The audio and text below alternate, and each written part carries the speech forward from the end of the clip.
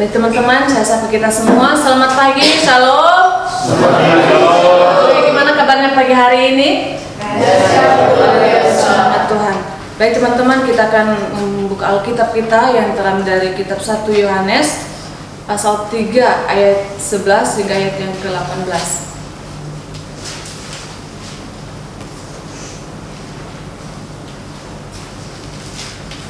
Sudah dapat semuanya? Oke, sekali lagi 1 Yohanes pasal 3 ayat 11 hingga ayat yang ke-18. Kalau sudah dapat, kita akan membaca dengan silih berganti. Nanti saya akan membaca ayat yang ke-11 dan teman-teman semua membaca ayat yang ke-12 dengan perikop kasih terhadap saudara sebagai tanda hidup baru. Sebab inilah berita yang telah kamu dengar dari mulanya, yaitu bahwa kita harus saling mengasihi. Bukan mereka yang merasa jahat dan yang membunuh adiknya, dan apakah sebabnya yang membunuhnya? Sebab segala perbuatannya jahat dan perbuatannya benar.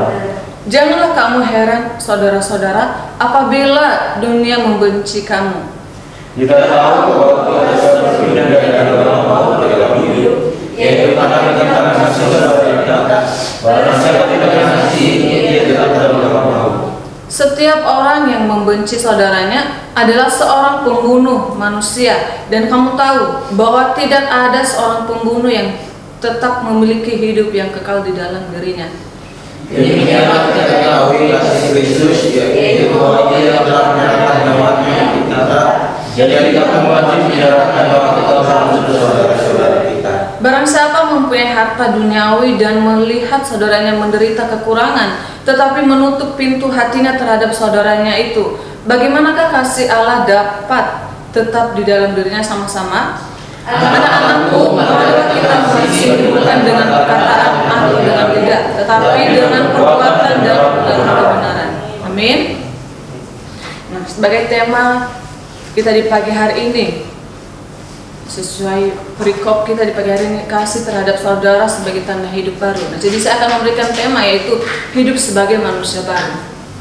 Nah, teman-teman yang dikasihi Tuhan, hidup sebagai manusia baru, ya ini sudah sering kali kita dengar, ya baik ketika kita mendengar firman Tuhan di tempat ini, bahkan disampaikan oleh hamba Tuhan di setiap hari Minggu di gereja. Di pagi hari ini teman-teman, bahwa kita kembali lagi diingatkan oleh firman Tuhan untuk bahwa kita harus hidup sebagai manusia baru.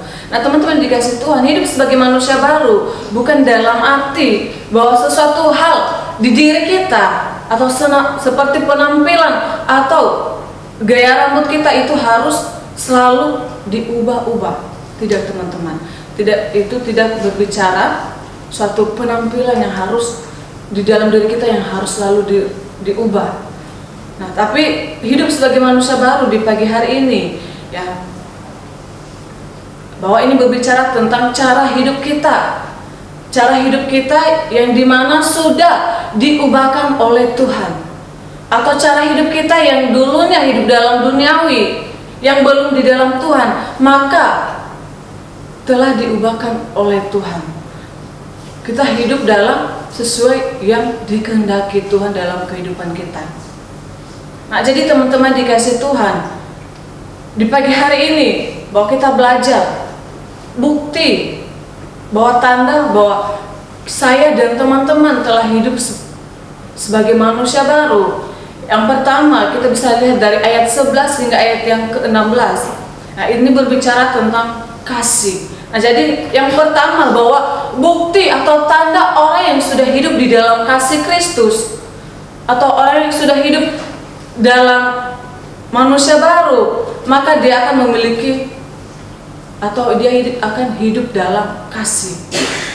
Nah, seperti dikatakan bahwa dari ayat 11, sebab inilah berita yang telah kamu dengar dari mulanya, yaitu bahwa kita harus saling mengasihi.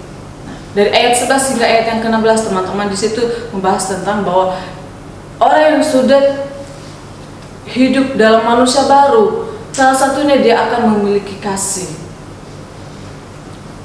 Bukti bahwa telah kita hidup dalam manusia baru, maka tercermin suatu karakter Kristus dalam diri kita, yaitu kita akan hidup dalam kasih Kristus. Nah, jadi teman-teman yang dikasih Tuhan, berbicara tentang kasih, sebenarnya ini gampang-gampang mudah ya. Kenapa saya mengatakan demikian? Ya, karena kalau kita lihat sekarang ini teman-teman, bahkan di antara kita ini, jujur atau tidak jujur, masih ada di antara kita yang memiliki rasa dendam atau memiliki rasa kesal, kecewa atau amarah yang disimpan dalam dirinya. Nah teman-teman dikasih Tuhan, dalam hal ini adalah merupakan orang yang belum hidup di dalam kasih Tuhan, atau orang yang masih belum sepenuhnya menjadi manusia baru. Jadi rasa manusia lamanya itu masih ada di dalam dirinya. Nah, jadi teman-teman yang dikasih Tuhan, perlu kita ketahui bahwa orang yang lama telah menyimpan rasa kesal, kecewa, amarah, dendam di dalam dirinya, maka timbul yang namanya suatu kebencian. Nah, kalau kita lihat orang yang sudah timbul di dalam dirinya suatu kebencian, maka suatu kesempatan yang dimana perbuatan jahat itu akan menguasai dirinya. Apa yang dilakukan? Dia akan gampang untuk mau melakukan yang namanya pembunuhan, teman-teman. Kenapa? Rasa benci itu sudah menguasai di dalam dirinya. Nah, kalau kita lihat teman-teman dari pembacaan kita di pagi hari ini, di ayat yang ke-12 dikatakan bahwa bukan seperti Kain yang berasal dari si jahat dan yang membunuh adiknya. Dan apakah sebabnya ia membunuhnya? Sebab segala perbuatannya jahat dan perbuatan adiknya benar. Nah, teman-teman dikasih Tuhan, ya, seperti saya katakan tadi bahwa orang sudah lama menyimpan yang namanya rasa kebencian, rasa kepahitan, kesal, kecewa, maka dia akan gampang melakukan perbuatan jahat. Dia akan mampu bertindak untuk membunuh orang tersebut, teman-teman. Kenapa? Karena suatu kebencian itu sudah menguasai di dalam dirinya, maka rasa untuk mengasihi itu tidak ada di dalam dirinya. Maka saya katakan teman-teman bahwa ini adalah salah satu bukti atau tanda kalau kita telah hidup dalam manusia baru. Orang yang sudah hidup di dalam manusia baru, teman-teman, rasa dendam, rasa kesal, kecewa itu tidak akan lama dia simpan di dalam dirinya. Dia akan mudah, dia akan gampang untuk mengampuni sesamanya, sehingga suatu kebencian itu tidak menguasai di dalam dirinya. Makanya teman-teman di pagi hari ini,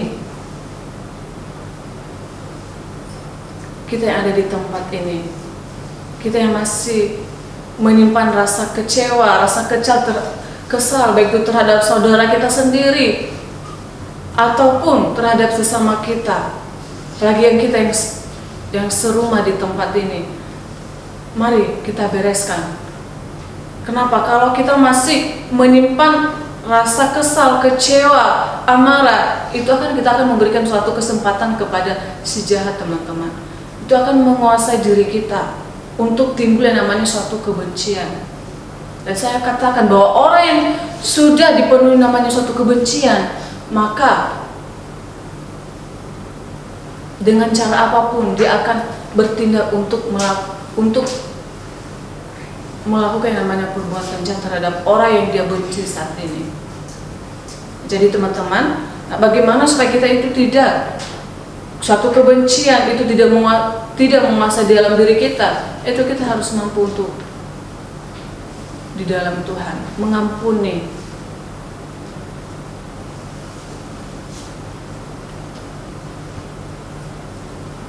Jadi teman-teman dikasih Tuhan, ya, sekali lagi saya katakan bahwa orang yang lama-lama menyimpan yang namanya rasa kesal, kecewa, ya, maka timbul yang namanya suatu kebencian. Dan saya percaya di tempat ini tidak ada yang membenci saudaranya, amin. Bahkan kita di tempat ini tidak ada yang membenci sesamanya. Justru yang ada di dalam diri kita adalah kita mau mengasihi. Sesakit apapun yang telah kita terima dari sesama kita, kita tetap untuk mengasihi dia.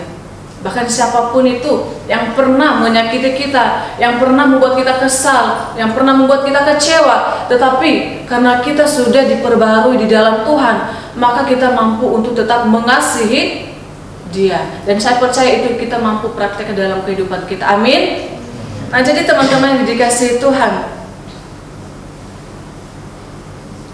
nah, sekali lagi saya katakan bahwa orang sudah di dalam Kristus, dia akan hidup di dalam kasihnya Kristus, karena kasih Kristus telah ada di dalam dirinya. Maka sekali lagi bahwa orang yang sudah hidup, yang kasih Tuhan telah ada dalam dirinya, maka dia akan mudah untuk mengampuni. Dia tidak akan berlama-lama untuk menyimpan yang namanya rasa kesal, kecewa, bahkan dan lain sebagainya. Nah, kalau kita lihat teman-teman di 2 Korintus pasal 2 ayat 10 hingga ayat yang ke-11.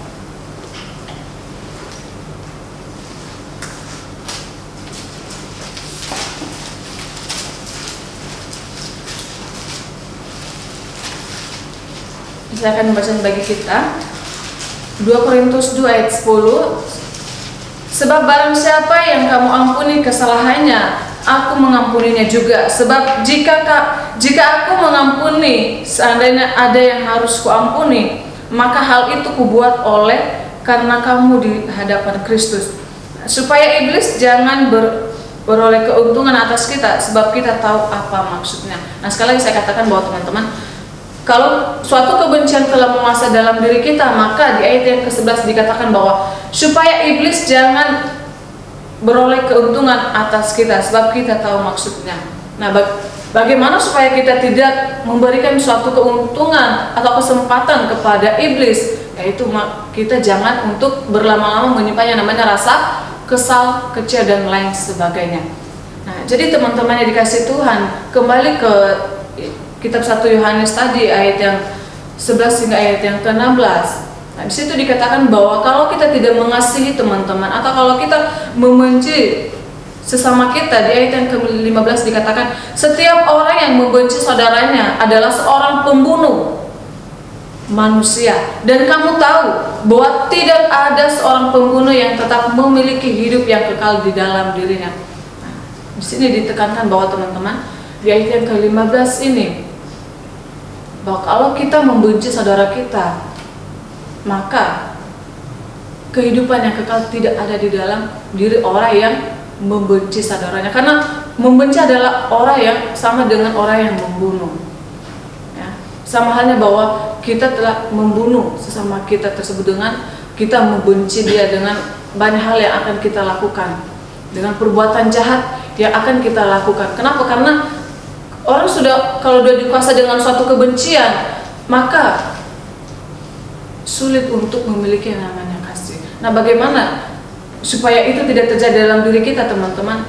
Ya, mari kita akan hidup dalam namanya adalah pengampunan. Kita harus tetap mengampuni, mengasihi sesama kita tersebut. Nah, jadi teman-teman yang dikasihi Tuhan, itulah hal yang pertama atau bukti tanda bahwa orang yang sudah hidup di dalam manusia baru, sudah hidup di dalam pembaharuan yang telah diberikan oleh Tuhan di dalam dirinya, yaitu dia akan hidup dalam kasih.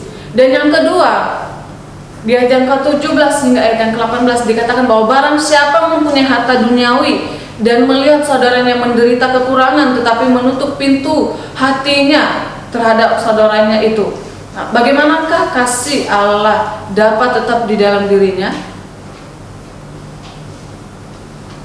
Di ayat yang ke-18, anak-anakku, marilah kita mengasihi bukan dengan perkataan atau dengan lidah, tetapi dengan perbuatan dan dalam kebenaran. Dan hal yang kedua, teman-teman, atau tanda kita telah hidup dan pembaruan oleh Tuhan, yaitu berani berkorban. Berani berkorban, teman-teman. Nah, berani berkorban berarti ini adalah suatu tindakan, ya, suatu tindakan yang harus kita lakukan, ya, dimana tidak hanya sebatas perkataan, tidak hanya sebatas omongan, tetapi ini langsung disertai tindakan kita yang harus kita praktekkan, yang kita lakukan terhadap orang tersebut. Nah, jadi teman-teman dikasih Tuhan, berani berkorban, ya, tidak hanya sebatas waktu kita korbankan terhadap orang siapapun, ya, tidak hanya waktu kita atau tenaga kita yang telah kita berikan, yang kita luangkan kepada orang yang dimana kita mau membantu atau kepada orang yang kita mau tolong. Nah, tapi ini juga berbicara tentang suatu materi, teman-teman. Nah, dikatakan sekali lagi di ayat yang ke-17, barang siapa mempunyai harta duniawi dan melihat saudaranya menderita kekurangan, tetapi menutup pintu hatinya terhadap saudaranya itu. Nah, ini adalah berbicara tentang materi yang dimana materi yang kita miliki ini, atau berbicara tentang harta. Nah, dimana teman-teman, kalau kita mempunyai harta atau yang dimana materi yang telah diberikan oleh Tuhan, maka ketika kita mendapatkan suatu salah seorang, atau kita melihat orang yang dimana tidak mempunyai apa yang kita punya, atau tidak sama sekali hidup dalam kekurangan, atau tidak mempunyai apapun, tetapi kita yang melihat itu, teman-teman, mari memiliki rasa ingin mau berkorban, menolong orang tersebut, dengan tidak berpikir kedua kali, dengan kita mau memberi apa yang kita punya. Nah, jadi teman-teman dikasih Tuhan, firman Tuhan di pagi hari ini, ya, mengajarkan kita untuk rela berkorban, atau kita harus memiliki hidup yang mau membantu, hidup yang mau menolong orang yang dalam kesusahan. Ketika kita punya, maka mari kita memberi. Nah, seperti saya katakan tadi, tidak hanya cukup dengan tenaga, tetapi ketika kita punya, teman-teman, mari dengan sepenuhnya kita harus membantu. Kita harus berkorban dengan orang yang kesusahan. Jangan karena kita punya, nah jadi orang yang kesusahan tersebut, atau orang yang kita dapatkan dalam kesusahan, kita tidak mau menolong. Hanya sebatas perkataan yang dapat kita beri. Nah, tapi di sini dikatakan bahwa berani berkorban, berarti ini disertai suatu tindakan yang harus kita lakukan. Nah, dimana tidak hanya disertai suatu omongan, teman-teman. Ini langsung tindakan kita yang harus kita lakukan.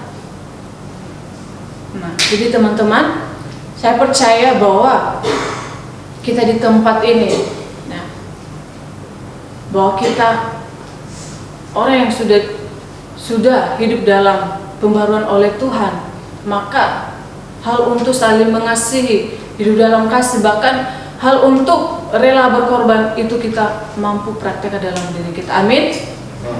Nah, sehingga orang yang kita tolong, orang yang kita bantu dengan memberi apa yang kita punya, maka orang tersebut tidak akan berpikir kedua kali untuk, nah, nanti kalau saya memberikan apa yang saya punya, apakah dia akan memberikannya kembali kepada saya? Nah, jangan pernah timbul perkataan tersebut. Tetapi kita menolong dengan sepenuh hati kita. Kita menolong sesuai apa yang kita miliki. Nah, jadi teman-teman yang dikasih Tuhan, bahwa ketika kita mau menolong sesama kita, berkorban untuk sesama kita, tidak pernah hitung-hitungan. Amin. Tapi kita menolong karena kita sudah hidup di dalam pembaruan oleh Tuhan. Maka rasa hitung-hitungan ketika kita mau berkorban kepada orang tersebut, itu tidak ada di dalam diri kita. Nah, sekian untuk firman Tuhan di pagi hari ini, teman-teman. Bahwa sekali lagi diajarkan kepada kita di pagi hari ini, bahwa bukti kita telah hidup di dalam pembaruan oleh Tuhan, ya, kita akan hidup di dalam kasih. Kita akan hidup dalam kasih Kristus. Kasih Kristus itu ada dalam diri kita, dan kita telah mampu untuk mempraktekannya terhadap orang-orang di sekitar kita. Dan yang kedua, ya, bukti kita telah hidup dalam manusia baru, kita akan rela berkorban dengan tidak hitung-hitungan kepada siapapun itu. Oke, sekian untuk firman Tuhan di pagi hari ini.